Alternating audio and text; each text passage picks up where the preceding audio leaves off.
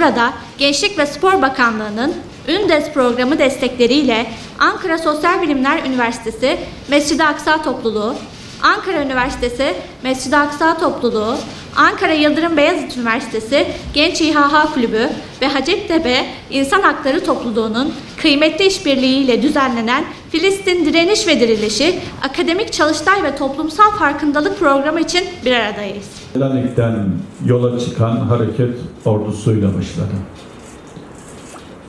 İşi oradan başlatmazsak 67 Savaşı'ndaki 6 gün savaşı diyebiliriz bunu.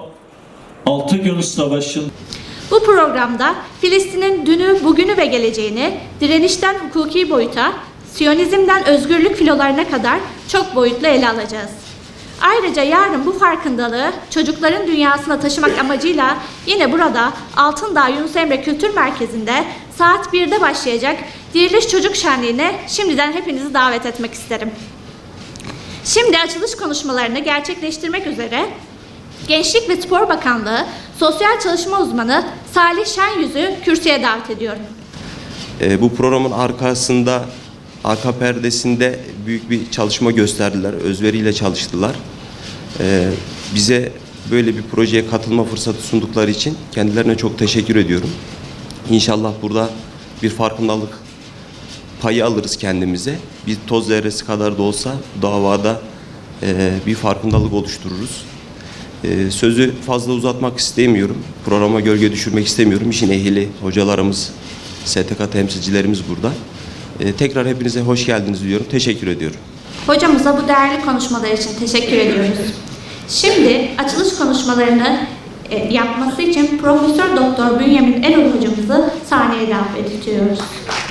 2 seneyi aşkın bir zamandır gündemimiz hep Gazze oldu, Filistin oldu. Hep konuşuyoruz, etkinlikler yapıyoruz. Bazen konuşmaktan da yorulduğumuz, mahcubiyet duyduğumuz zamanlar oldu. Fakat bir taraftan da konuşmadan, karşılıklı fikir alışverişi yapmadan bir bilinç oluşturmanın da mümkün olmadığını biliyorum. Belki burada Filistin'i konuşurken amaç Filistin'in yanı sıra kendimizi konuşmak, belki gençliğimizi konuşmak olmalı. Dolayısıyla yani direniş ve diriliş gibi çok önemli iki kavram aslında son 100 yıldır, belki asırlardır hep insanların dilinden düşürmediği bir kavram. Solcusunun, sağcısının, İslamcısının, militanının, radikalinin, komünistinin, herkesin dilinden düşürmediği iki sihirli kavram. Sabır zannettiğimiz gibi katlanmak, sineye çekmek şeklinde olumsuz bir kavram değildir. Sabır, dayanmak, direnmek, var olmaya çalışmak, var olma mücadelesi vermektir ve aktif, pozitif bir kavramdır. Her şeye rağmen, bütün zorluklara rağmen var olma mücadelesinin adıdır sabır. Ve Allah Resulü o vahyin telkinleriyle 13 yıl sabrederek var olmayı başarmıştır. Bazen Habeşistan'a hicret etmişlerdir, bazen Yesrib'e hicret etmişlerdir ama var olmayı başarmışlardır. Ve direniş sabır demekti, mukavemet demekti.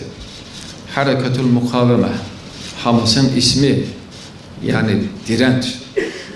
Ve bu dirençlilik gerçekten çok çok önemli. Ruhen dirençli olacaksınız, kalben dirençli olacaksınız, zihnen dirençli olacaksınız, bedenen dirençli olacaksınız, madden dirençli olacaksınız.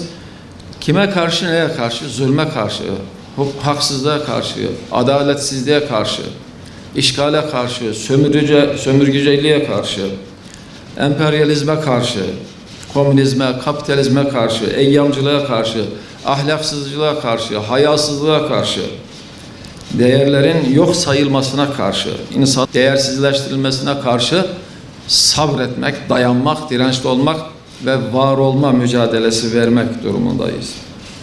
Musibetlere karşı, felaketlere karşı şu anda son birkaç haftadır görüyoruz Gazze'li kardeşlerimizi.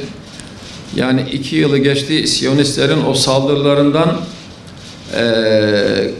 çekmedikleri kalmadı ama sabrettiler. Şimdi 2-3 haftadır fırtına, sel, su, soğuk, bunlara karşı da dayanmak, direnmek durumunda kalıyorlar. Nefsimize karşı, şehvi arzularımıza karşı, şeytana karşı, servete, şöhrete, makamı, mevkiye karşı da direnmek, dayanmak gerekiyor. Allah Resulü Aleyhisselatü Vesselam'ın müminin hali ne güzeldir. Kendisine bir nimet verilse sabreder kazanır, şükreder kazanır. Bir musibet gelse ona da sabreder yine kazanır. Her halükarda kazanır diyor. Fakat insan, ideal olan Müslüman böyle olmakla birlikte insanın zafiyetleri var her zaman için. İnsan bazen kendisini müstahni gördüğünde, kendisini yeterli gördüğünde, kendisini zengin gördüğünde mala karşı, şehvete karşı, servete karşı, mevkiye, makama karşı sabretme durumunda yenik düşebiliyor. Dolayısıyla Gazze'nin bize öğreteceği çok şey var. Ümit ediyorum ki burada siz bu konuları enine boyuna konuşacaksınız. Gençlerin bu iki kavramdan, Filistin üzerinden kendilerine alacakları birçok dersler olacak ve inşallah diriliş neslini yeniden yeşertmeye, yeniden yetiştirmeye çalışacağız. Ben bu programın ve yarınki programın en başarılı bir şekilde geçmesini diliyorum. Katılan hocalarımıza, genç arkadaşlarımıza tebriklerimi, teşekkürlerimi iletiyorum. Allah'a emanet olun. Hocamıza bu değerli konuşmalar için teşekkür ediyoruz. Şimdi açılış konuşmalarını gerçekleştirmek için Profesör Doktor Orhan Atalay hocamızı sahneye davet ediyorum. Filistin davası esasında bir hak ve batıl davası. 20. yüzyılda Müslümanların en ağır imtihanı Filistin davası. Ya bu imtihanı geçeriz ya da bu imtihanı kaybederiz. Filistin davası dün başlamadı. Filistin davası esasında Selanik'ten yola çıkan hareket ordusuyla başladı. İşi oradan başlatmazsak, dün ne oldu sorusunun cevabını bulamazsak, bugün neler oluyor, yarın ne olacak sorularının cevabını bulmakta zorlanırız. Bu ciddi bir tarihi muhasebeyi gerektiren bir şey. Filistin cephesinde ne oldu? Abdülhamit tahttan niçin indirildi? İttihatçılar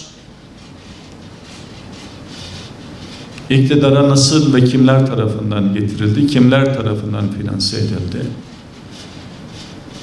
Dolayısıyla siz gençlerin böyle bu işin arka planına uzun bir yolculuk yapmanız gerekir. İslam dünyasının birliğinin dağılmasının bir sonucuydu bu. Eyvallah. İslam dünyasının, özellikle Osmanlı'nın, bu bölgede büyük bir güç olan Osmanlı'nın dağıtılmasındaki hedef neydi? Birinci Dünya Savaşı kimin işine geldi? Birinci Dünya Savaşı'ndan sonra kim karlı çıktı, kim zararlı çıktı? Kim karlı çıktı diye bir soru sorduğumuzda sadece Siyonistlerin karlı çıktığını görüyoruz. Öyleyse Siyonizmin Birinci Dünya Savaşı'nın çıkmasındaki rolü neydi?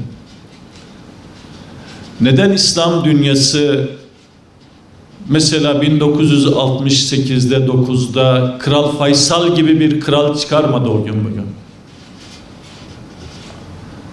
Neden Arap-İsrail Savaşı'nda sürekli Araplar yenildi? 48 Arap-İsrail Savaşı'nda birkaç Arap devleti bir tarafta, İsrail bir tarafta. 3-5 gün sonra beyaz bayraklar çekildi. 67 savaşındaki 6 gün savaşı diyebiliriz bunu. 6 gün savaşında yine bir tarafta 5, 6, 9, 10, 15'e kadar sayıları çıkan Arap dünyası 6 gün sonra beyaz bayrak çekti. 1973 Yom Kipur Savaşı'nda 3 gün süren savaşta neden 3 gün sonra Arap devletleri beyaz bayrak çekip teslim oldular?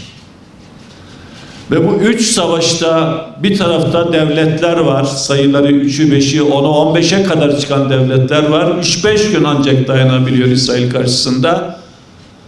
Peki 2 yıldır devlet olmayan, uçağı olmayan, tankı tüfeği olmayan bir avuç direnişçinin adeta Amerika'yı da birlikte düşmanı diz çöktüren bir direnişe tanık oluyoruz. O zaman geriye dönüp bu Arap ülkelerindeki ihaneti konuşmamız lazım. Bunların isteksizliklerini konuşmamız lazım. Bunların bir İngiliz büyükelçisi tarafından nasıl kandırıldıklarını konuşmamız lazım. Suriye'yi Ürdün'ü ötekiyle tehdit edip savaşa bütün gücünüzle girmeyin. Savaşamış gibi yapın. Bu savaştan zayıflayarak çıkarsanız komşu ülke sizin topraklarınıza girer. Müslümanları birbirleriyle tehdit edip birbirleriyle kandırıp düşmana zafer kazandıran bu ihaneti ve bu ihanete ram olmayı konuşmamız lazım.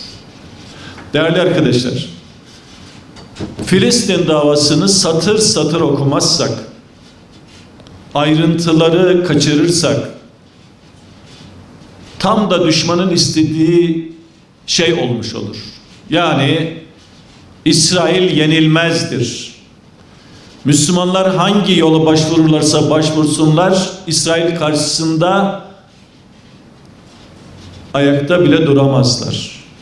Bu algıyı yerleştirdikleri zaman başaracakları ilk şey Müslümanların özgüvenlerini yerle bir etmek. Ama hamdolsun çok ağır bedeller ödemelerine rağmen Gazze'deki direniş işte bu çöküşü, bu özgüvensizliği, bu aşağılık kompleksi tersini çevirdi Müslümanlarda. Ha demek ki bu 48, 67, 73 savaşlarında adam gibi devlet başkanlarımız olsaydı belki bugün İsrail diye bir devletten bahsetmiyor olacaktık arkadaşlar.